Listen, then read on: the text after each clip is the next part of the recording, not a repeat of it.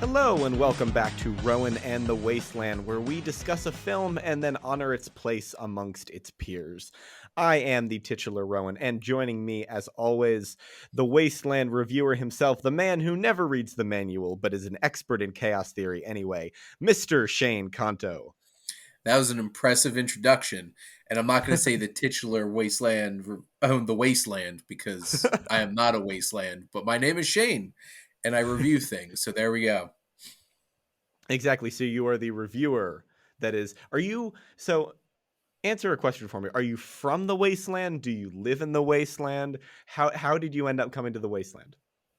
How did you and the Wasteland meet, shall I say? Oh, this was a good 12 years ago. It was on Encore, and Mad Max, the Road Warrior, was on. It was a chance meeting, flipping through Exactly. channels. A solid origin story, if nothing else. There you Um, go. yeah. So today's movie is a little known HBO original film that they carried over from jolly old England. This is Frequently Asked Questions About Time Travel, a movie that has been on my watch list longer than most other movies. Don't ask me why. I don't know why, but it's a movie that I've been aware of for several years. And I'm really glad I finally watched it. This was my pick for this week, though. So Shane, let's start off with you. What did you think about Frequently Asked Questions About Time Travel? So I had never heard of this. And then I looked it up. I'm like, oh, Chris O'Dowd's in this. I'm down. So that piqued my interest right away. This is a fun movie. I think this is a Yeah, fun time.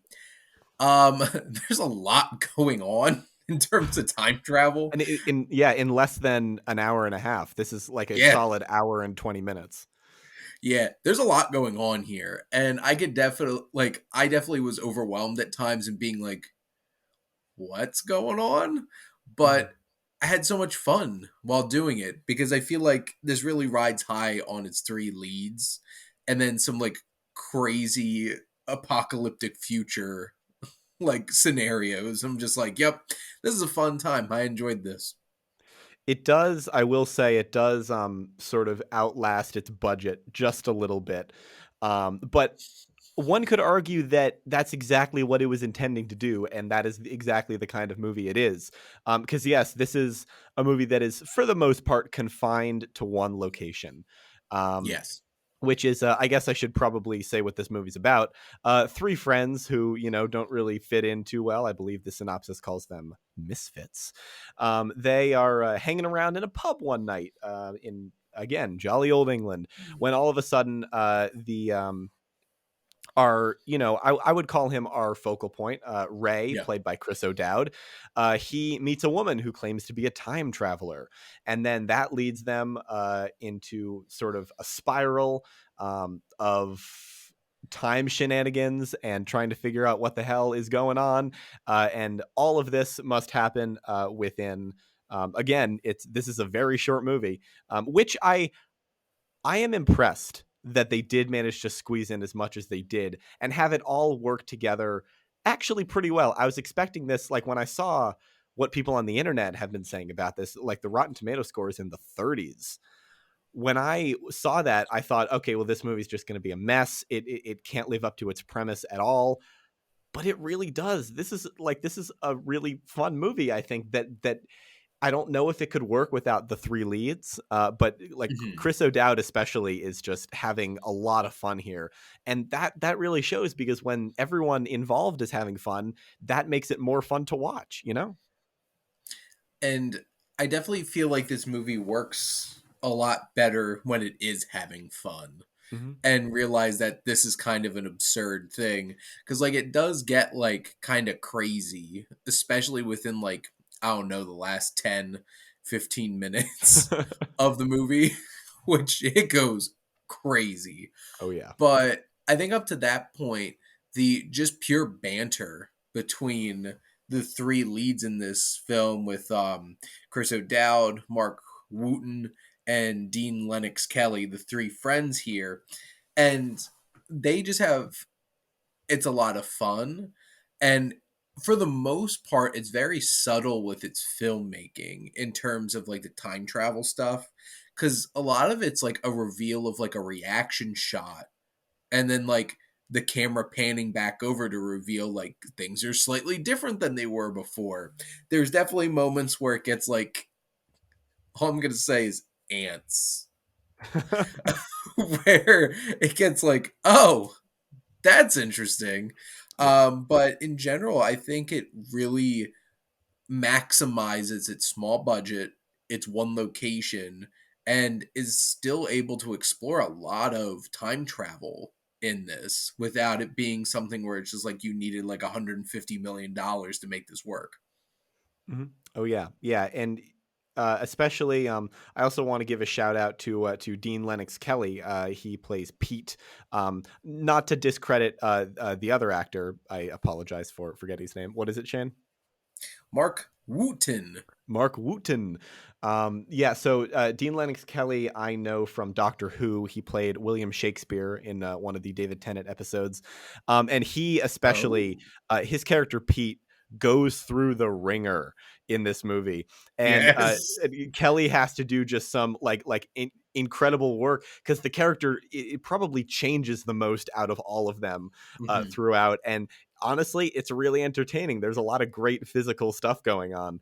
I think especially of the scene in the bathroom when Pete is trying to convince them that the bathroom is what brings them back in time, and so they all have to recreate in a conga line fashion Pete's ritual in the bathroom of going to the bathroom and then turning on the faucet, having it spill on his pants, looking in the mirror, and then singing.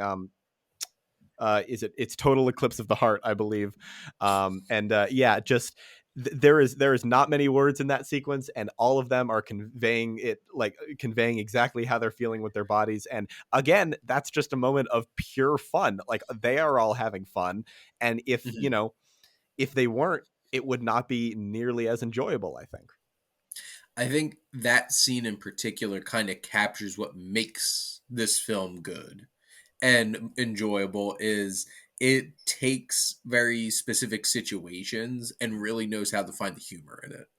Mm-hmm. And it's not trying too hard because like yeah, you could think of time travel, there could be like time gates and all kinds of like giant action sequences, or you could just take it, it's like we're trying to turn on the time machine and do a Yeah. bunch of silly gags to get it to work, and it works. It's funny. It's the three of them do some really solid physical comedy with each other, and awkward moments when somebody walks in and they're all like prom posed in front of a urinal it's or a in it's front a of the it, sink.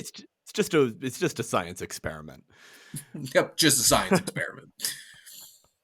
Yeah. But I think it's interesting, like this time period, seeing uh Anna Faris. Yeah, yeah. This was around the time she got married to Chris Pratt, right? Ish. I guess, yeah, probably around there. Yeah, yeah. I'm double checking right now. Um, yes, they married in 2009, the year that this movie came out. I nailed it.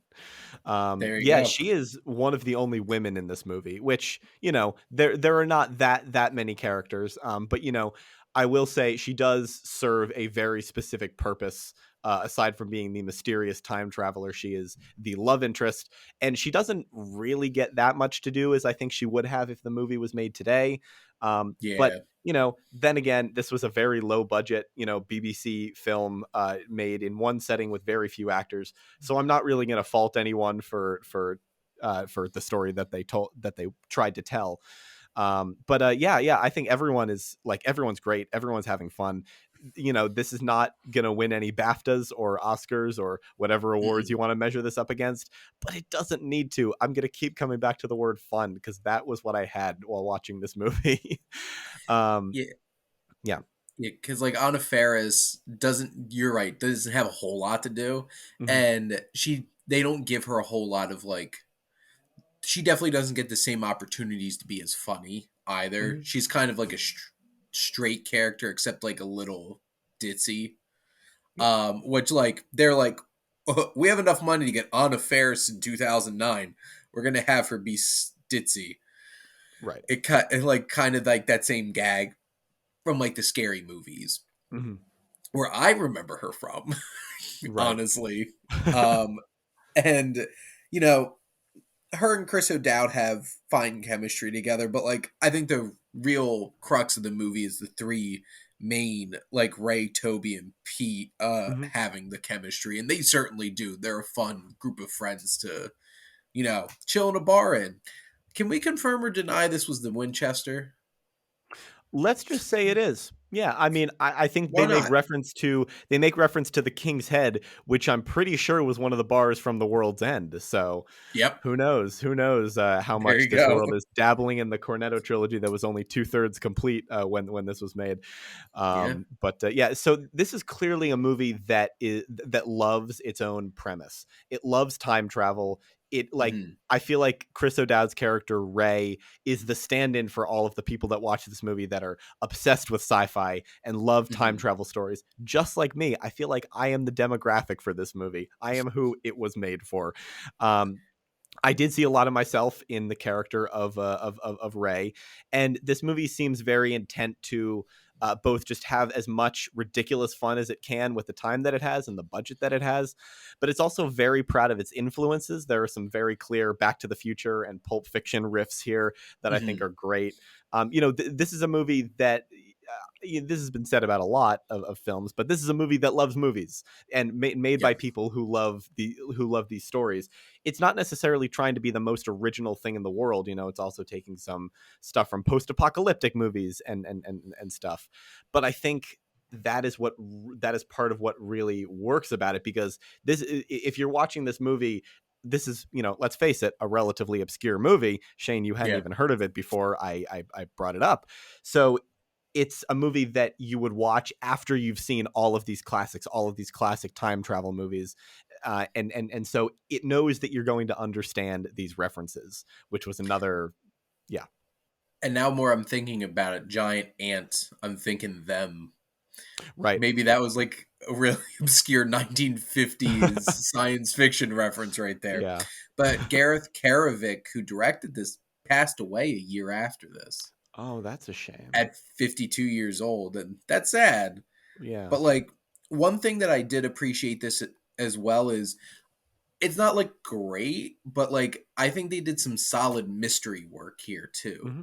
Because it's like, why are they so important, and you're like pulling back these layers, and I feel like the third act of this movie is where I think it gets a little too big for its britches, trying to like balance all the kind of time travel stuff, but I think it had enough mystery there to think like, okay, why are they important, and it slowly pulls back and you realize it's like, oh, this is why, and then stakes get raised Right. and like things get violent. That I feel like tonally that kind of came out of a little bit out of nowhere.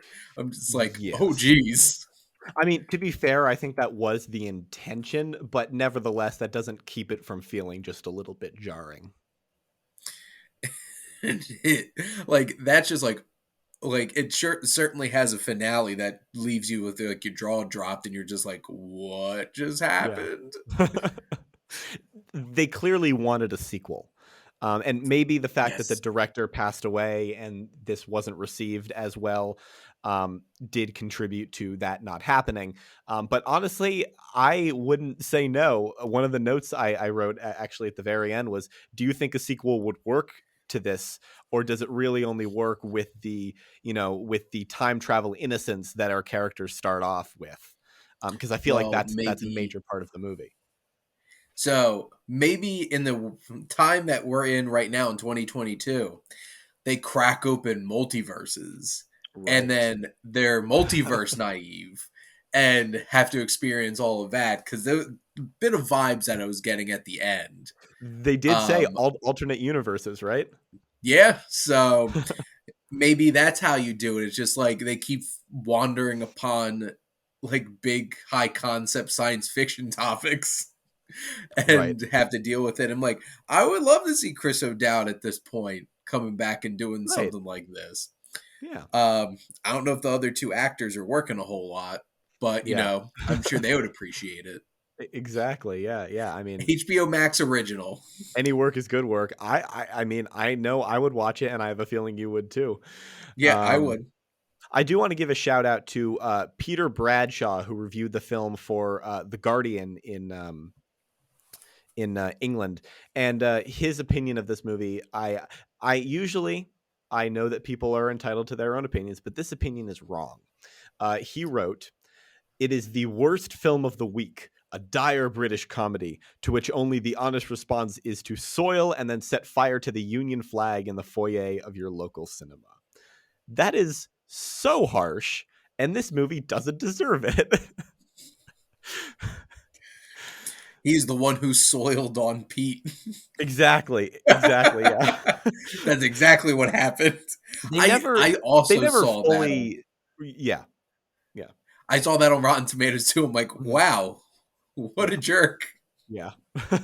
They never, you know, I feel like we could gripe all day about, things that they didn't do in this movie, like things that they never fully explain and ideas that they never fully commit to. But again, this is a very short movie and a very limited budget and a very small cast.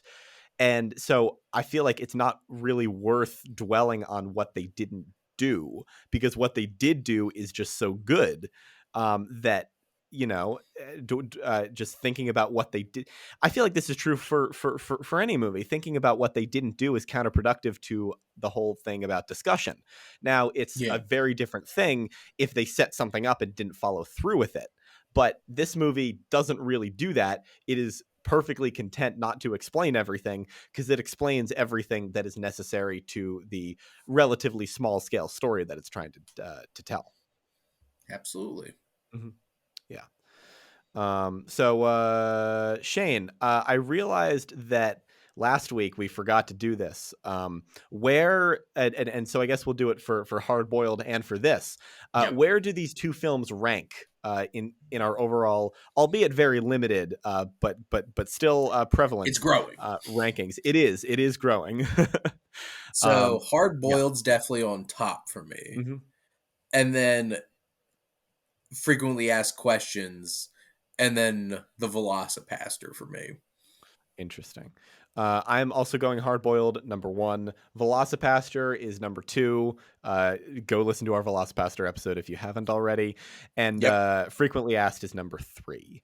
It's going to get much more exciting when we can't count down all of them and we just have to mention where the film sort of ranks comparatively. Mhm.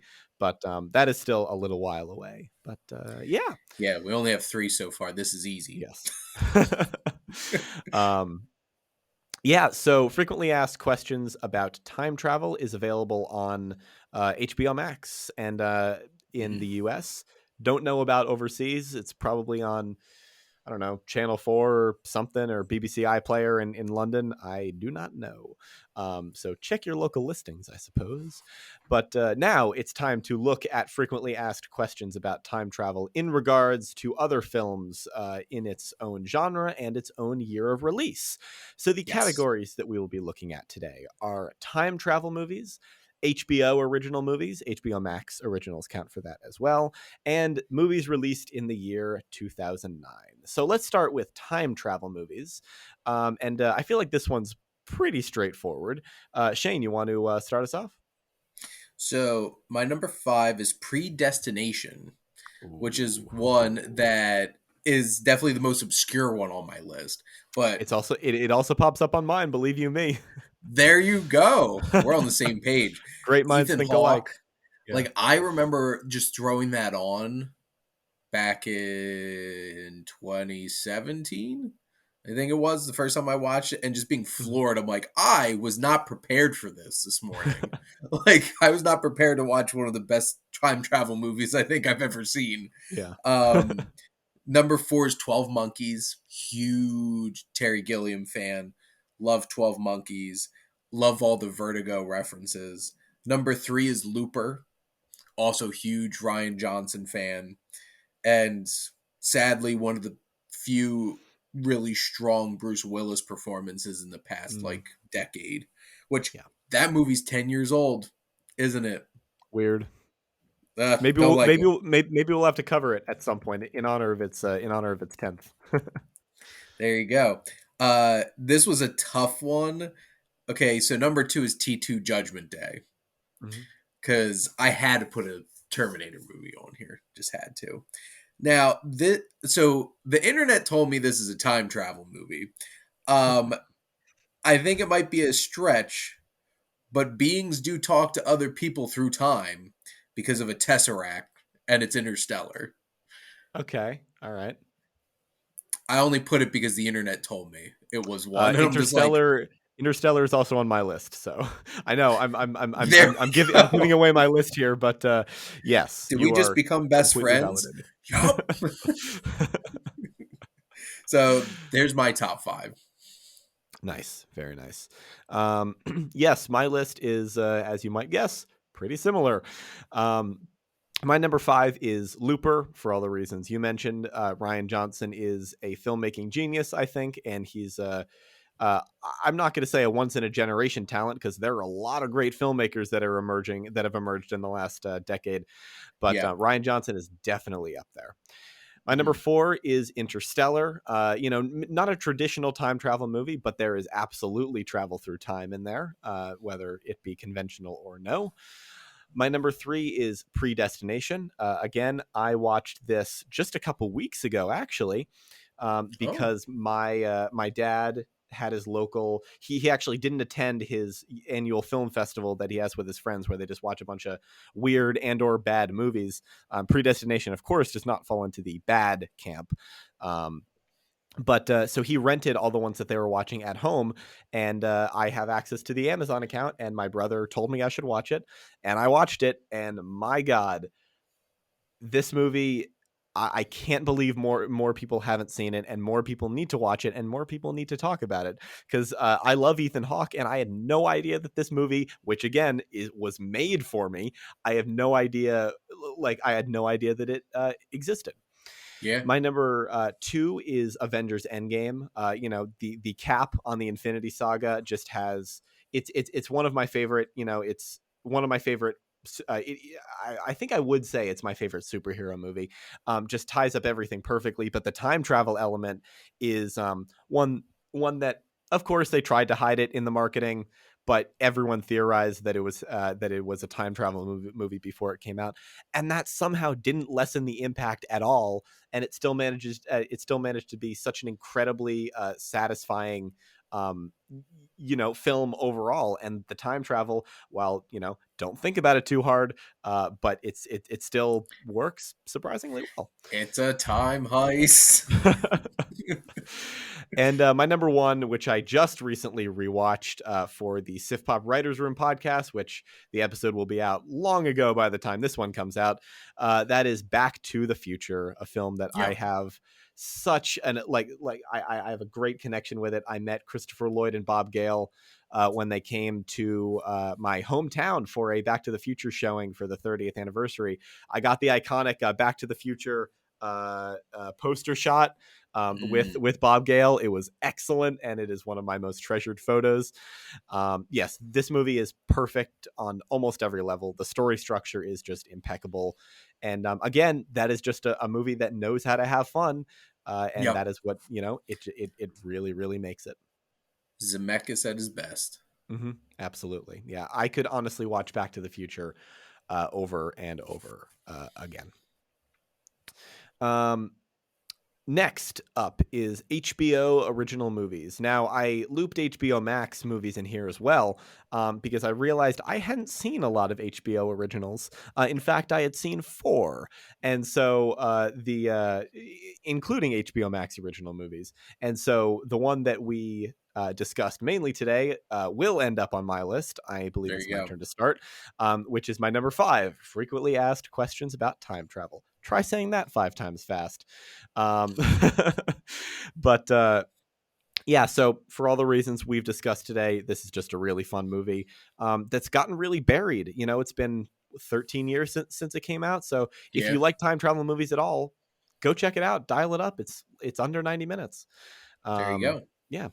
My number 4 is An American Pickle, which is an HBO Max originally. It was one of the first HBO Max original movies, actually, that Yeah. came out in the summer of 2020. Two Seth Rogens in a relatively family friendly movie about artisanal pickles and family and um, somehow not weed. Seth Rogen was very restrained himself very well for this one. Yeah, so So, this was a really fun speaking of family, two Rogans, two Rogan, too furious. that was their working title, and then they realized it sounds a lot like another movie from a really well established franchise. Um, About family. exactly. My number 3 is Zack Snyder's Justice League, a movie I think I like a lot more than most other people. It may not be great, but it's a hell of a lot better than the theatrical Justice League. And I am all in favor of a director's vision being like put out there, being established. I don't even mind that it's 4 hours long. I watched it in one day in chunks, but I really really enjoyed it. It's you know again not amazing by any stretch of the imagination, but it is satisfying. I think after years of release, the Snyder cut was finally released, and if you begged for it and then you shat all over it, well, you asked for it, so whose fault is it really? um I feel like most yeah. people are ridiculously in favor of it. Yeah.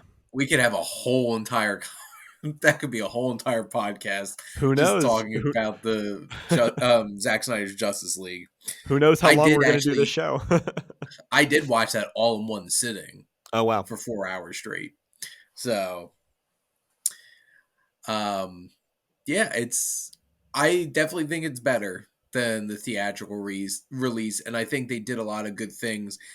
It definitely has a lot of things where I'm like, this did not need to be 4 hours, Right. but I mean, you it's know, it's basically a glorified assembly cut with all of the effects done. yeah. So had this been released in theaters, I believe just about maybe an hour and a half would have been cut at least. But for a movie that we got that's his complete vision, I am totally completely fine with it. Mhm. Um, my number two is two and my number one are movies that were released this year actually on HBO Max. Um, Number 2 is Kimmy, Steven Soderbergh's film. Very Zoe nice. Kravitz is fantastic. This movie has the best handling of COVID that of any movie that I've ever seen. It treats it like it is. It treats it like the very real thing, and it has an agoraphobic character during COVID, which is a mashup that you knew it was coming, and who better than to tackle it than Steven Soderbergh. Yep. Um, and my number 1 is The Fallout, a movie that actually debuted at South by Southwest last year, but is now on HBO Max. Came out in January, I believe.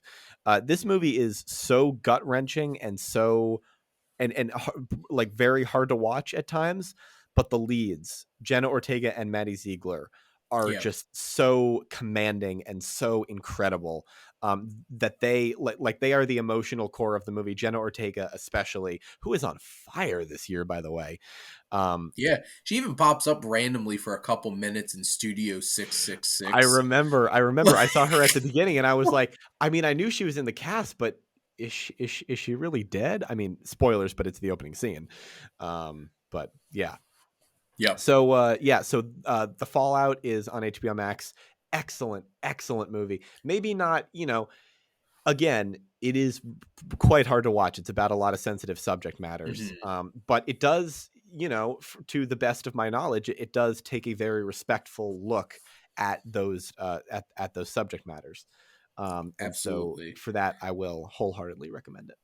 Those are two early winners Hmm. of film in 2022 so far. Absolutely. HBO Max doing well for themselves. Hmm. Um, all of mine actually turned out to be actual HBO Nice. originals, and three of them are documentaries. So Oh wow. I there we should go. watch more because I know HBO's documentaries are usually really good. Yeah. I just have to watch more. So maybe I'll use your list as a guide. Yeah, Yeah. because my number five is a Soderbergh film, Hmm. Behind the Candelabra, which is the Liberace film. That this was like when Soderbergh went to HBO Mhm. and like made a quote unquote TV movie. And everyone's like, what's he doing? Right. And between Michael Douglas and Matt Damon, it's a great film. You'll never watch the Ant-Man the same after you hear Michael Douglas be like, Scott. And it's just like, oh no. Every time you hear Hank Pym say Scott, I'm just like, Liberace. But it is a really good film. Number 4, Street Gang, How We Got to Sesame Street. Adored that. Special shout out to the PR team for the book adaptation. It was like an illustrated picture history of Sesame Street. I got to review that for my channel, which was Nice. pretty cool. But like it's such an informative and impactful and endearing documentary. Um the Bee Gees, How Can You Mend a Broken Heart? I I'm heard a this was fantastic. I'm a huge music doc fan, and I'm a huge Bee Gees fan. And this documentary and this honestly is one of my most interacted with YouTube videos, because you make a music doc that hits on middle aged people, they'll comment all about it on your YouTube channel. I've learned that from experience. And this was so great. And I think it did a really fine job um painting a picture with, because like you can only do so much in 2 hours trying to convey the whole entire career of the Bee Gees. Mhm. And I think they did such a fantastic job with it. um Scorsese, George Harrison Living in the Material World is my number 2, which watched that because of my series on Scorsese for Welcome to the Wasteland. And this is like, I described it as his appendix to his faith-based trilogy, because it delves deep into the Beatles, it delves deep into George Harrison's faith, his perspective on the world, and it's such a compelling documentary. And then this particular film, my number 1, just grabbed me and didn't let go, was Bad Education, um Nice. with Hugh Jackman and Allison Janney and Geraldine Viswanathan. And Hugh Jackman showed, like, this is one of the movies where it's just like, you think he's just great as like Wolverine. This film shows amazing acting. Like, I think this and Prisoners are my 2 favorite performances of Hugh Jackman's, outside of probably Logan. Mhm. But like, it's such a compelling, interesting look at politics of schools and school districts and stuff like that. And Hugh Jackman just kills it. So great. So if you haven't seen Bad Education, go check that out. I have a friend who was an extra in that, and yet I still haven't seen it. There you go. All of the ones that you mentioned that were not in my watch list are there now. Um, I really, really want to watch more HBO docs. I've heard they're like there is a very wide success record when it comes to those. Absolutely. They do documentaries really, really well. Mhm. Yeah. Um, Great. So now we're back onto our final category, which is films released in 2009. Shane, I believe it is your turn to go first. So I did a lot of moving around on this one as I was going through, and I'm like, oh, I'm definitely gonna leave some stuff off that I would be mad at myself for leaving off. Right. But my number 5 is Moon with Sam Rockwell. I've seen that movie, I think, a good 3 times, and I'm still processing Mhm. all of these years later. And like, Sam Rockwell shines in it. He's such a great actor, and now he's really appreciated to the level that he is, because Mhm. at that point definitely wasn't. Oscar-winning Sam Rockwell now. Yes. He's to the point where he just gets nominated for whatever, like play George W. Bush, get nominated for an Oscar. um Number 4 is District 9, which, what happened to Neil Blomkamp? Like, this is one of the like hands down one of the best directorial debuts. Just period. I feel like this he came out with a vengeance and created something so interesting and so compelling and meaningful. My number three is a film that I adore and can watch like anytime is Up in the Air. I am such a huge fan of that film. George Clooney, Anna Kendrick, Vera Farmiga, and all the ridiculous supporting cast with like J.K. Simmons, Sam Elliott, Danny McBride, Zach Galifianakis. Just so many great performances and a really compelling and Jason Bateman, who's such a dick. George Clooney's boss. Number two, Fantastic Mr. Fox, because Nice. I love, adore Wes Anderson, and I love this movie to pieces. And I'm pretty sure I quote this on a regular basis, and will also not curse and just say cuss at people, because I will cuss you up. The cuss you will. The cuss you are. Such a cluster cuss. And number one, this was easy because like this is one of my top 10 favorite movies. Is Inglorious Bastards. Like Tarantino, bam. This is honestly my favorite Tarantino. Mhm. And that's a hard choice. Like Oh trying to yeah. pick your favorite Tarantino. I feel like most people will probably pick Pulp Fiction, but like I really love Inglorious Bastards. But yeah, it's Mhm. my five. Yeah. I first, before I get into mine, I really want to say how I really appreciate that our last two lists, including this one, have been like pretty diverse and unique, which was not really the case for some of our other lists on some previous episodes. Yeah. Because my list is like the polar opposite of yours, except for one, which is great, honestly. My number five is, I also haven't seen as many movies from any given year as you have. I do want to get to most of the ones that you mentioned, and I will. But this podcast, great excuse to get to stuff. Yep. So my number five is Up, the Pixar movie that has one of the best film openings I've ever seen. Um, yeah, it may not get better than the opening, but it's still a Pixar movie, and goddamn, do they know how to tell a story. Um, Carl Fredrickson.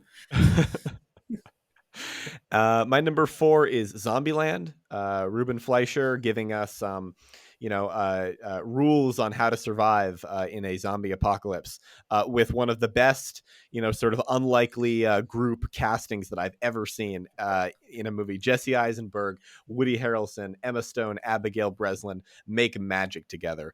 And the Bill Murray scene is one of the only times I've fallen off my couch laughing at a movie. I So, have to so say for the funny. record, both of those were in my top five. And then Yeah. I'm like, I trying to can maneuver imagine to be very things. difficult. Yeah. Um, my number three is Harry Potter and the Half-Blood Prince. I am a ridiculous Harry Potter fan. I did a Hmm. podcast episode with 3 hours with Foster on the Lenient Critic podcast. We just talked about everything, and then afterward, we were texting each other. We forgot to talk about this and this and this. Half-Blood Prince is not my favorite Harry Potter movie, but it is definitely near the top. This one just, it has everything, except for Voldemort. Honestly, weirdly enough, there is no Voldemort in this movie, although some people think there is. This is one of the only ones that he doesn't appear in. Yeah, My number two is Watchmen. This is another movie that I am so that much was another higher on close one. than everyone else. I love this movie so much. It is, I mean, it was already an impossible task to bring the comic to the screen. I read the comic recently because I had to rewatch the movie for a project. I got to write about this movie for a class project, for my final project for a class, which was great. I wrote 16 pages on it. Um, I actually really do want to do an episode on this movie at some point, because especially with the ultimate cut, the 3.5 hour long ultimate cut, there is a lot to discuss there. Well, for Yeah. the record, Mhm. this is like by far my favorite Zack Snyder film. I agree. Like by Absolutely. far. Yeah. Um, again, it was a tall order to bring this story to the screen in any way, shape, or form. And Snyder, he does it without compromising his own vision, and I can really, really respect that. Yeah. Um, Granted, this is very much a 2000s movie. It's kind of gritty and really nihilistic at points, but still, I just really, really love watching it, and I'm giddy whenever I get the chance. And my number So one, yeah. I'll let you go. No, no, no, no, no, no, no. You go, you go.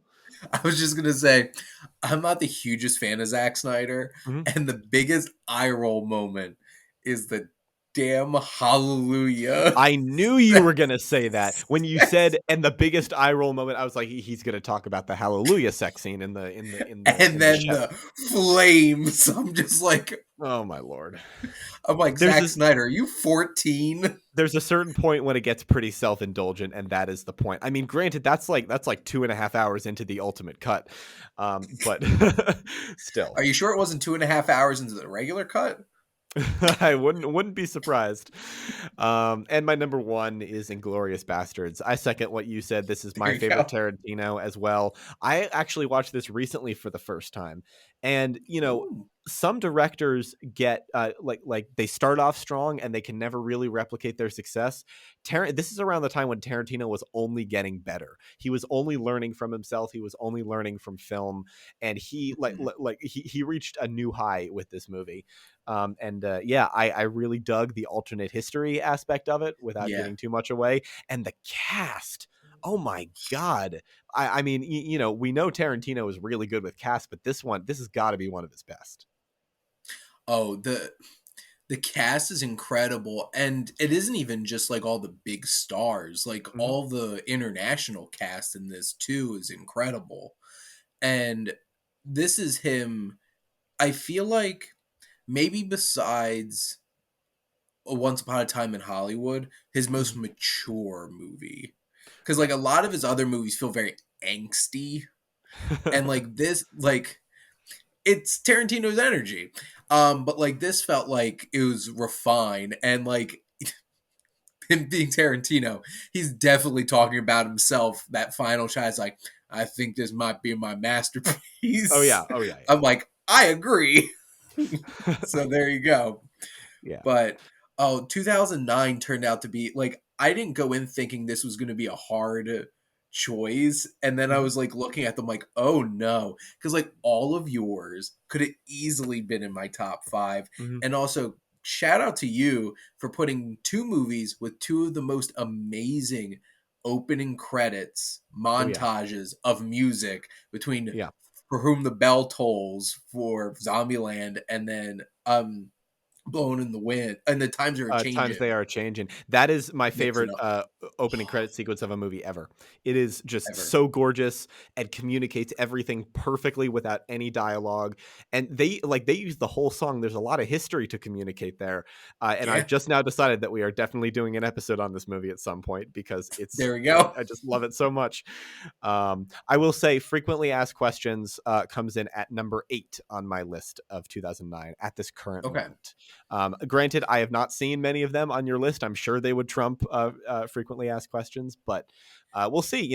I'm sure we'll come back to this year at some point in the future. Mhm. At a certain point we are going to have to start rerunning, but but yeah. So for now, it is comfortably at number 8. Yeah. I like to be honest, I don't think it even hit my radar, Right. honestly, because like I said, there's so many movies that I was struggling to be able to put on here. And nothing against frequently asked questions, but like I had a lot of fun with it. But Right. like there's some fantastic and even like up just amazing opening sequences on your Oh, for sure. list. There Yeah. you Yeah. go. Yeah. Right. Oh my god, the amount of tears that were shed in movie theaters because of the first 10 minutes of Yeah. Up. Yeah, and it's just such a gut punch that nobody expected. I knew it going in because I watched it after the fact, but still. So yeah, that is our discussion about frequently asked questions about time travel. Shane, next week is your pick. You want to tell the viewers what they should watch before they come We're back? going to be checking out the Hughes brothers Dead Presidents. Oh yeah. I was a huge fan of Menace to Society and decided to put Dead Presidents on my watch list too. It's been on there for a while, so I'm looking forward to checking it out. Hmm. And Shane, where can people find you out there on the old internet? Well, thing that I would like you to check out the most is the Wasteland Reviewer YouTube channel. You check me out on Instagram, Twitter. Don't use Twitter a whole lot though. TikTok, doing some fun things on there. It's Nice. experimenting with some fun stuff, so check that out. I Basically, love it. every and Letterbox, basically anything is either Wasteland Shane Conto, or the Wasteland Reviewer. Just try them, you'll find it. Or look at my link tree on Instagram. That's probably the easiest place to find everything. Right. And then I write at Sif Pop and Scribe Magazine. They're probably the ones I write the most. And I'll occasionally do stuff on Scare Magazine and Moviehole.net. Bam, there it is. Wow. You have clearly rehearsed this. You can find me at thelenientcritic.com. That's LENIENT critic.com. If you're watching this, that means you're on the Lenient Critic YouTube channel. Please subscribe. I have just started doing a decent amount of interviews. The day that this episode comes out, the day that we're recording this episode, my first ever Lenient Critic interview went live. I interviewed Sammy Cohen, who directed a movie called Crush that's coming out on Hulu on the 29th, or rather, that did come out on Hulu. Again, we have no idea when these episodes are going to go up. So just like the characters of frequently asked questions, we are somewhat out of time. We're But travelers yeah. of both time and space.